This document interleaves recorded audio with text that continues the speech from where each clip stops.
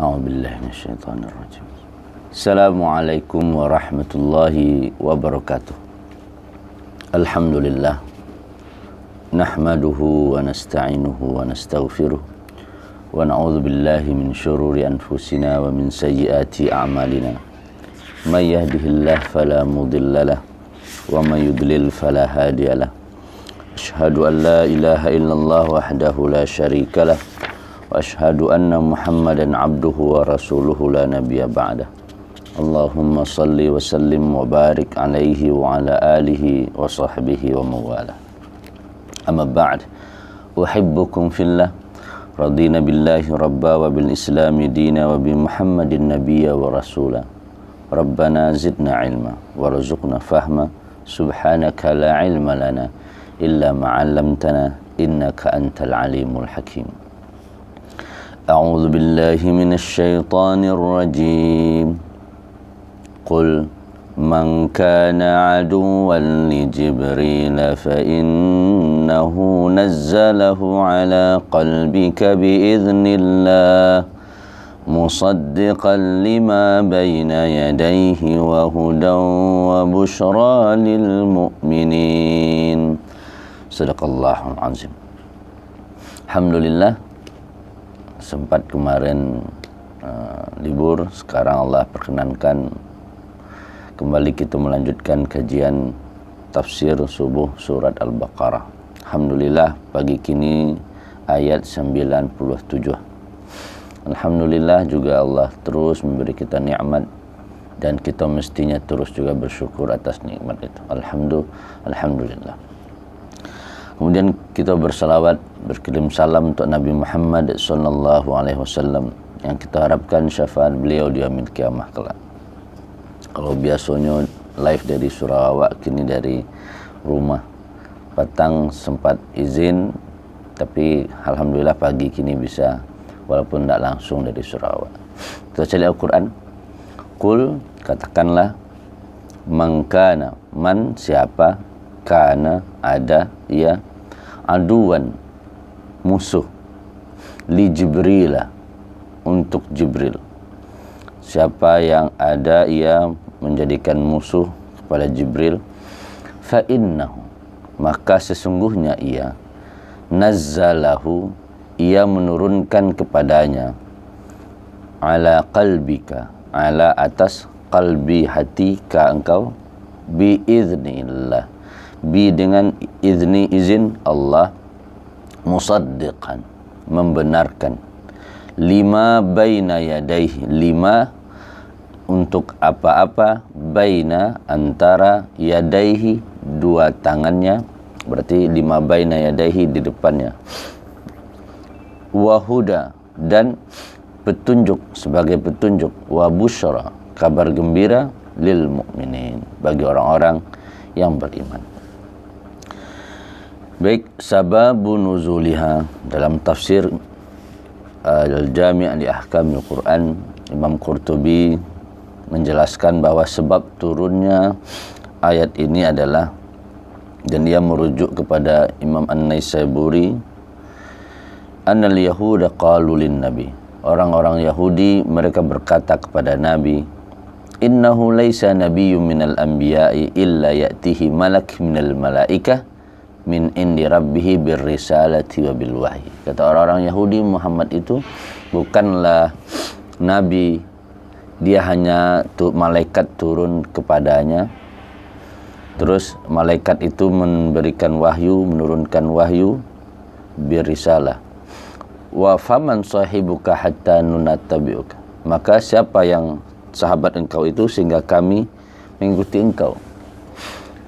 Jadi orang Yahudi tanya ke Nabi, itu siapa tuh yang nurunin wahyu itu, yang turun wahyu kepada engkau? Nabi mengatakan, Jibril. Itu adalah Jibril. Qalu dzakal ladzi yanzilu bil harbi wa bil qital. Nah, itulah yang menyebabkan kita berperang, dan dia jugalah yang menyebabkan kita bermusuh-musuhan. Kalau dia tidak turun, maka tentu kita tidak akan bermusuhan. Jadi disalahkanlah di orang Yahudi kok Jibril. Zaka aduna. Itu yang membuat kita bermusuhan. Itulah musuh kami sebenarnya. Jadi dia menganggap Jibril kau tukang bisiak. Gara-gara tukang bisiak kau dulu kan aman-aman saja. Dulu antara Nabi Muhammad dengan orang Yahudi, orang-orang musyrik, bahkan Nabi Muhammad dengan orang musyrik, karena ayahnya, pamannya, orang-orang musyrik tidak ada musuhan. Tapi ketika sudah turun wahyu yang diantar oleh Jibril, maka mereka pun ikut memusuhi Jibril. Nah, kan aneh. Lau qultu Mikail alladhi yanzilul bil qitri wa bir rahmah taba'naka fa anzalallahu lil kafirina. Jadi ya karena Mikail menurunkan rezeki, makanya tidak menjadi musuh dia. Karena yang elok-elok sampai risiko dulu. Satu poin yang bisa kita ambil adalah kadang kita lah tiba-tiba saja menuduh orang yang gara-gara inyo, orang yang ketiga. Kalau ndak gara-gara inyo kau mengician, maka kita akan ndak ada bermusuhan. Padahal Jibril hanya maka dijelaskan itu poin pertama. Fa innahu nazzalahu ala qalbika. Dia hanya diutus oleh Allah. Ini hanya utusan, tapi acok disalahan. Awak hanya bagi tahu, tapi awak nak kanai. Itu hal biasa saja. Jibril saja dimusuhi dia orang Yahudi. Fa innahu nazzalahu ala qalbika. Innahu yahtamilu maknayan. Al-awwal maknanya adalah apa maksudnya Allah turunkan atas hati engkau wahai Muhammad. Al-awwal fa inna Allah nazzala Jibril ala qalbik. Allah memang menurunkan Jibril kepada hati engkau. Yang kedua, fa inna Jibril nazzala bil Qur'an ala qalbik. Yang kedua, Jibril menurunkan Al-Qur'an kepada hati engkau. Itu maknanya. Wa khassal qalb bi dzikr. Allah disebutkan hati di annahu mawdi'ul aqli wal ilmi. Karena hati itulah tempat hati tempat memahami, hati tempat ilmu, dan hati tempat menerima pengetahuan. Wa dallatil ayah ala syarfi Jibril wa dhamma ma'adihi. Dan lewat ayat ini juga Allah memberikan informasi betapa mulianya Jibril sebagai utusan kebaikan. Jadi orang yang menjadi utusan kebaikan, menjadi utusan saja itu sudah mulia.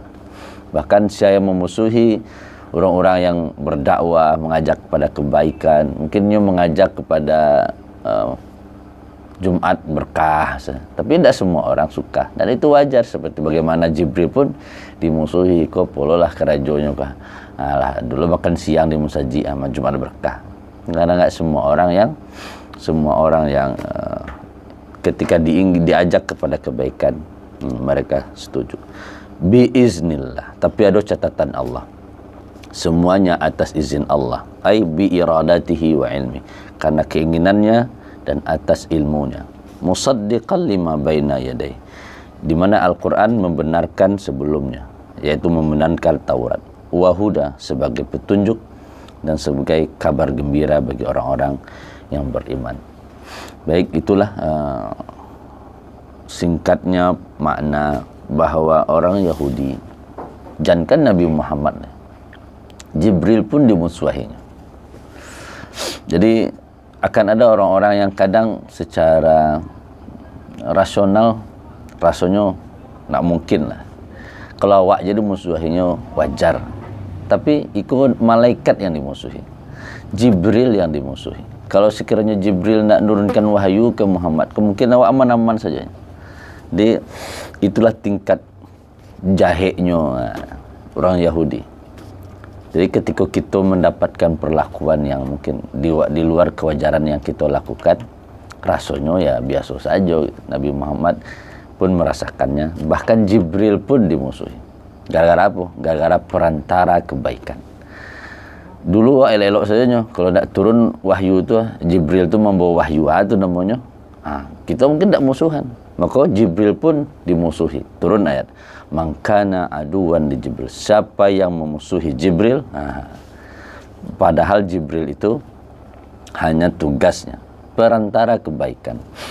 Jadi siap-siap bagi orang-orang yang mengantarkan kebaikan atau selalu beraktivitas dalam kebaikan. Siap-siap dimusuhi oleh orang yang tidak suka akan kebaikan. Ada hal yang baru menurutnya. Ya tadi lambu sabi bisa Jumat berkah. Kau polo kau, kau polo kau. Namun ditaralah aja lah.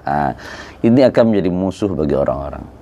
Selama kita berbuat kebaikan, insya Allah Allah sediakan juga orang-orang yang akan mengganggu kita untuk agar tidak istiqamah. Dan itu ujian dari perjuangan. Nah, siap-siap. Jadi jangan patah arang gara-gara berbuat kebaikan dilarang orang. Enggak. Kapan saja, di mana saja, teruslah ajak kebaikan dan ajak orang lain pun ikut serta. Insya Allah itu akan bermanfaat. Kita diingatkan oleh Allah, para pelaku kebaikan, pengajak kebaikan akan ada saja musuh. Bahkan musuhnya nyeleneh, aneh-aneh. Jibril pun dimusuhi. Kan aneh namanya itu. Mangkana aduwan li Jibril. Padahal Jibril hanya nazzalahu ala qalbik. Tugas hanya menurunkan Al-Quran ke hati Nabi Muhammad. Tugas hanya Al-Quran menurunkan. Berarti apapun kadang Nabi menemui jalan buntu, minta sama Allah, Allah utus Jibril untuk menjelaskan. Tapi apa? Orang tak syukur. Yang disampaikan kebaikan, bahkan kebaikan itu musaddiqan, bukan merusak tatanan yang lahado, tapi membenarkan yang isi Taurat, isi asli Taurat, ya bukan isi Taurat yang di otak-atik, yang sudah dilakukan perubahan-perubahan. Huda. Nah, dalam kajian 5 ayat pertama surah Al-Baqarah dijelaskan sebagai petunjuk. Al-Quran sebagai petunjuk. Kalau petunjuk harusnya kan menerima orang. Kau nan elok. Cuman itulah dakwah. Ketika ditunjukkan yang elok, ketika salah, tidak semua hati menerima kebaikan ketika diberi petunjuk. Karena hanya pilihan. Karena hidayah itu sifatnya adalah hak Allah. Bukan tergantung siapa yang mengajak, atau mungkin keturunan dari siapa, tidak. Buktinya apa surang Nabi Muhammad SAW, apanya surang tidak bisanya Islam, kan berarti hidayah atau manfaatnya kitab itu, manfaatnya Al-Quran itu tidak bisa kita pastikan kok ada dia, kok ada Al-Qurannya, kok ada hadisnya. Tidak semua orang bisa menjadikannya sebagai petunjuk. Bahkan wabushra, Al-Quran bisa menjadi bushra, sebagai kabar gembira. Tapi bagi siapa? Bagi orang lil mu'minina, hanya bagi orang-orang yang beriman saja. Bagi orang yang tidak beriman, Al-Quran penghalang kreativitas, penghalang aktivitas. Wah, kalau di model Qurannya ini payah sampai. Padahal bushra, dia kabar gembira, yang wak butuhkan ada di situ. Bahkan di saat ada orang yang menghadapi musibah, penyakit, pandemi, ketika memang terasa di badannya, ini harus diisolasi. Bahkan Al-Quran menjadi teman setianya, di mana keluarga anda boleh mencaliaknya, anak bolehnya, Al-Quran dibaca, berarti sebagai kawan. Bahkan banyak yang bermanfaat. Al-Quran bisa wahwa syifa, dia menjadi obat, penenang. Kita mendengar orang baca Quran saja, kalau memang betul bacaannya ikhlas, itu akan sampai ke hati. Jadi itulah kajian pendek ayat 97 surah Al-Baqarah. Allah mengatakan, Muhammad katakan, kul man kana aduwan li Jibril, siapa yang memusuhi, menjadikan Jibril sebagai musuhnya, ketahuilah, bukan musuh Jibril itu musuh. Jibril hanya fa innahu nazzalahu ala qalbi. Jibril hanya nurunin wahyu kepada hati engkau Muhammad dengan izin Allah. Kalau tidak izin Allah tidak akan ada. Musaddiqan, di mana ia membenarkan Taurat. Jadi wahyu itu hanya membenarkan Taurat yang ada sebagai wahudan, sebagai petunjuk, dan wabusur, dan kabar gembira. Maknanya pertama, orang Yahudi malaikat saja dimusuhi. Jadi kalau ada orang kita berbuat dalam kebaikan, dalam rel, terus kita dimusuhi oleh orang, ya selamat. Berarti jalan yang kita lewati adalah jalan jalan kebaikan, jalan Nabi, jalan bahkan jalan malaikat. Malaikat saja dimusuhi. Jadi kalau kita sekiranya takut dimusuhi orang, terus hanya mencari bahasa supaya orang elok kawat, tapi kebenaran kita andokan, jangan. Sampaikan kebenaran tu, walaupun mungkin kadang pahit, atau mungkin walaupun cik tahunya satu ayat sampaikan. Dimusuhi tidak masalah. Sebab apa? Jibril saja dimusuhi oleh orang Yahudi. Padahal tugasnya hanya menjalankan perintah Allah, izin Allah juga. Tugas Jibril hanya memberikan wahyu, tapi dimusuhi. Yang kedua, Al-Quran yang diturunkan melalui perantara Jibril itu musaddiqan. Ada 3 sifat Al-Quran. Membenarkan, bukan mempertentangkan. Maka sebaiknya kebenaran yang kita sampaikan itu jangan sampai head to head jo tradisi yang lama. Kalau head to head pasti orang menolak. Jadi musaddiqan bahasanya membenarkan. Kalau ada tradisi yang lama, ambo ingin membenarkan, bukan mempertentangkan. Iko salah bana, bukan. Kalau yang lama keliru, ko yang betulnya. Jadi bukan head to headnya, bukan berhadap-hadapan, tapi hanya membenarkan. Kalau ada yang salah, iko nembananya. Yang kedua, sifatnya huda, sebagai petunjuk. Nggak tahu model kompas di lautannya sebagai petunjuk. Sebagai kalau beli barang elektronik, ini ada buku panduan, ini buku pedomannya. Kalau nak kita cari tentu elektroniknya akan capek rusak gitu. Itulah kita. Kalau kita Al-Quran nak dicari, nak dipahami, nak diamalkan, boleh jadi kehidupan kita rusak, sesat gara-gara cara kita dalam beragama. Tidak menjadikan Al-Quran sebagai huda. Yang ketiga, wa busyra, kabar gembira. Berarti Al-Quran tahbilo itu maksudnya. Mungkin kita itulah dalam rangka setiap subuh kita mengaji supaya kita bisa betul-betul merasakan Al-Quran kau musaddiqan, Al-Quran kau sebagai huda, sebagai petunjuk, dan bahkan menjadi kabar gembira dewa. Jadi tahbilo itu masanya. Kalau ndak kita mulai setiap pagi kau memahami, mengamalkan, maka kita pun berdoa kepada saudara-saudara awak yang lain pun bisa merasakan hal yang sama.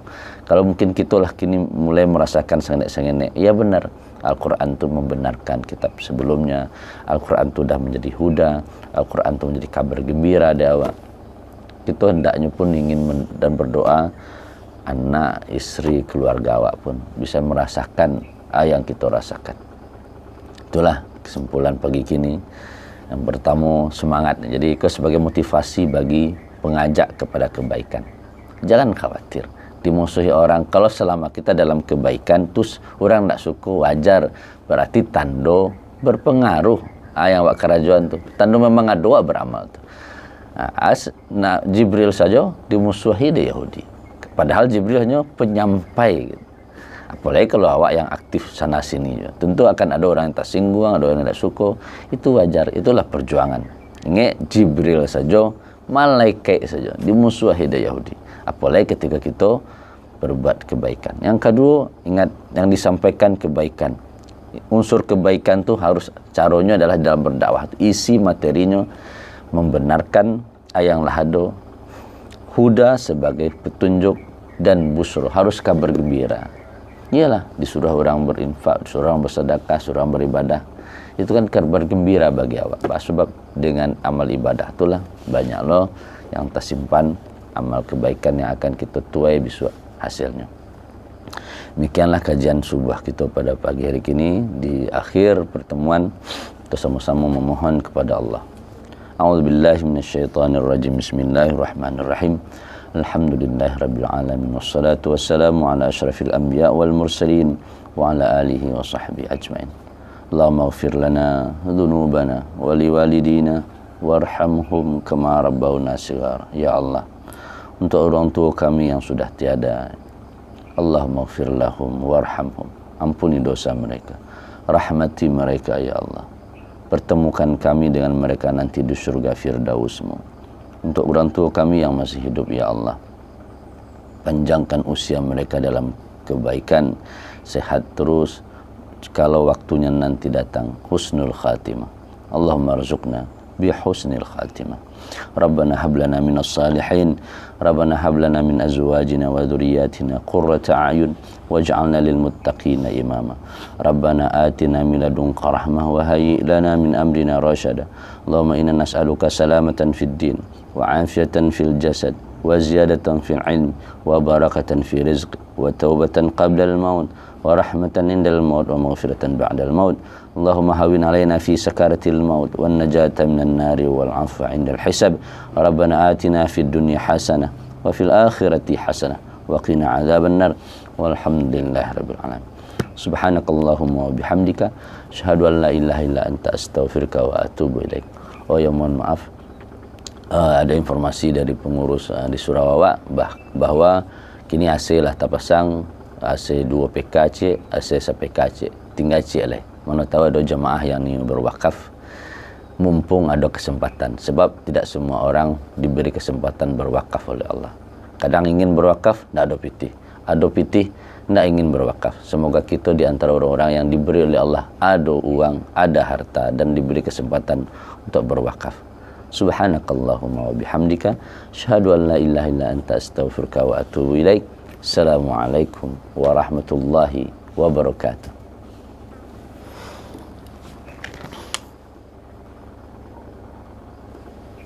Dari rumah sakit dari